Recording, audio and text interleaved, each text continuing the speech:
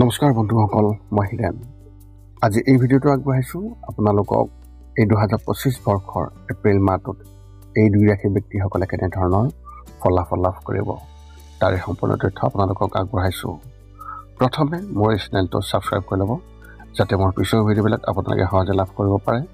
লগতে মোৰ ভিডিঅ' যদি ভাল লাগে তেন্তে লাইক আৰু শ্বেয়াৰ কৰিব, কমেণ্ট কৰি আপোনালোকৰ মনোভাৱ প্ৰকাশ কৰিব। এতিয়া আহোঁ মূল বিষয়লৈ। সৰ্বপ্ৰথম পাৰিবাৰিক জীৱনৰ ক্ষেত্ৰত এনেধৰণৰ এই মাহটো আপোনাৰ পাৰিবাৰিক জীৱনৰ বাবে প্ৰত্যাহ্বানমূলক হ'ব। মাহটোৰ বেছিভাগ সময় আত্মীয় স্বজনৰ মনোৰঞ্জনত কটাব। আত্মীয় স্বজন ঘৰলৈ অহা যোৱা কৰিব। ঘৰৰ পৰিৱেশ মাহৰ মাজভাগটো আধ্যাত্মিক হৈ থকাৰ সম্ভাৱনা আছে। তৃতীয় সপ্তাহত ঘৰত কিবা ধৰ্মীয় অনুষ্ঠান হ'ব পাৰে। যদি কোনো ভাই বা ভগ্নীয়ে কৰ্মসংস্থাপন লাভ কৰে তেন্তে তেওঁৰ চাকৰি বিপদত পৰিব পাৰে। এনে পৰিস্থিতিত তেওঁলোকক উৎসাহিত কৰক আৰু বেয়া কথা কোৱাৰ পৰা বিৰত থাকক। যদি কোনো পুৰণি বিষয়ক লৈ আপোনাৰ পৰিয়ালত বিবাদ চলি আছে বা বিবাদ চলি থাকে তেন্তে এই বিবাদ সমাধান হ'ব। বাহিৰত ঘৰৰ কথা কোৱাৰ পৰা বিৰত থাকক, নহ'লে আপোনাৰ শত্ৰুৱে ইয়াৰ সুবিধা ল'ব পাৰে।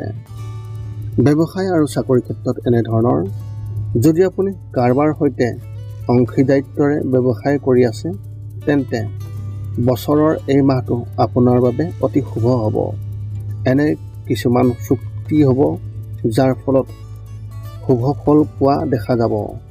এনে পৰিস্থিতিত সজাগ হওক আৰু কোনো সুযোগ পিছলি যাবলৈ নিদিব, নহ'লে আপোনাৰ প্ৰতিদ্বন্দ্বীসকলে আপোনাৰ পৰা এই সুযোগ কাঢ়ি ল'ব পাৰে। যিসকল লোকে কৰ্মৰত হৈ আছে তেওঁলোকেও তেওঁলোকৰ বছ বা ছিনিয়ৰ অফিচাৰৰ পৰা উৎসাহ পাব। আপোনাৰ সহকৰ্মীসকলেও সম্পূৰ্ণ সমৰ্থন আগবঢ়াব।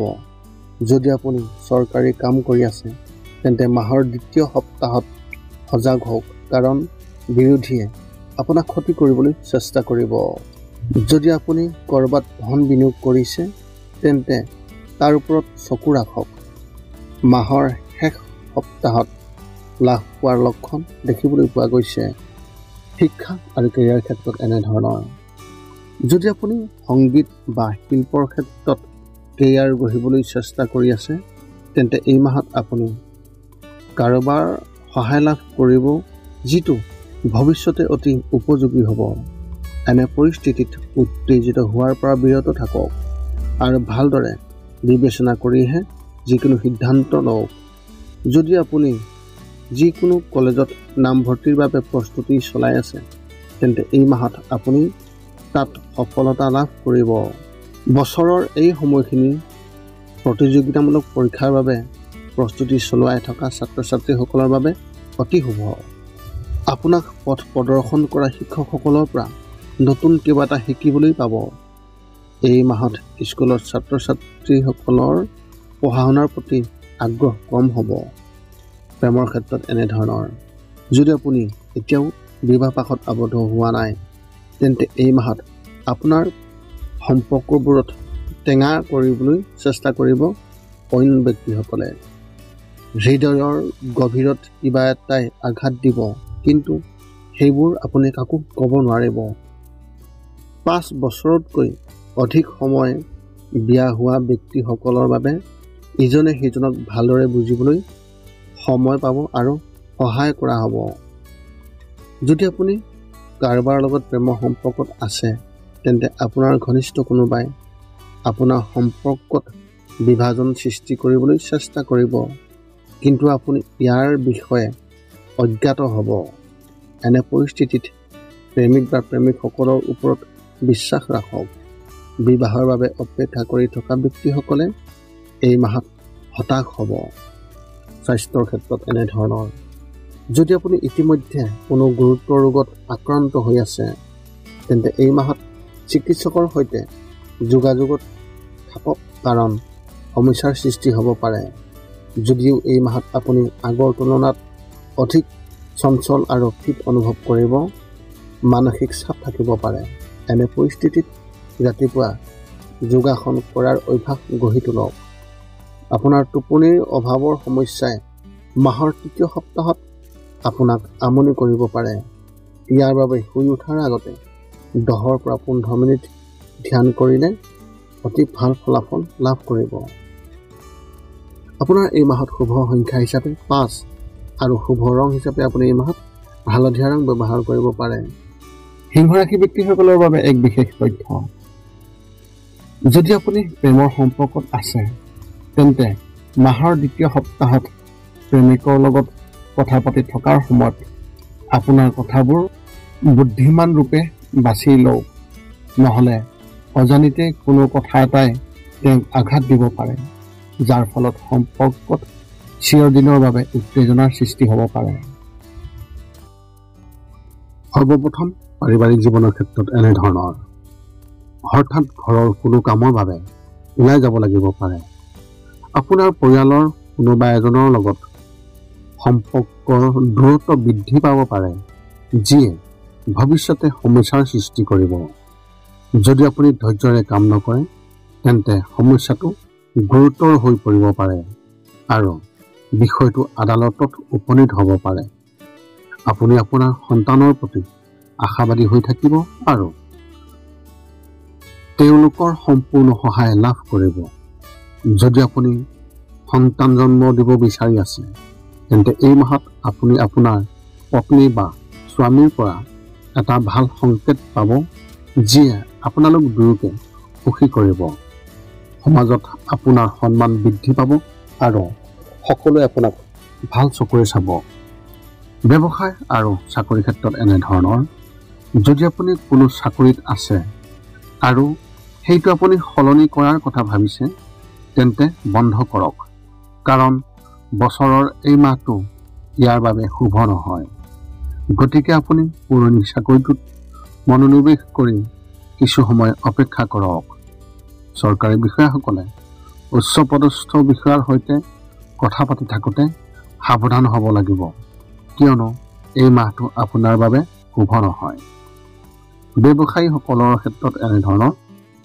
ব্যৱসায়ী হ'লে মাহৰ আৰম্ভণি খুবেই ভাল হ'ব আৰু বহু ভাল সুযোগ আপোনাৰ বাটত আহিব, কিন্তু গুৰুত্ব নিদিলে এই লাভ লোকচানলৈ পৰিণত হ'ব।